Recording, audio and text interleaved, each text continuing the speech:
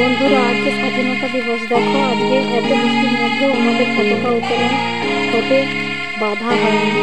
তাও বৃষ্টির মধ্যে দেখো বাচ্চারা লাইন ধরে স্বাধীনতা দিবস উদযাপন করছে। দেখো কত বাচ্চারা এসেছে আমাদের স্কুলের মাঠে। ওইখানে স্বাধীনতা দিবসের পতাকা উত্তোলন হয় প্রত্যেক বছর। দেখো কত ছেলেমেয়েরা এসেছে।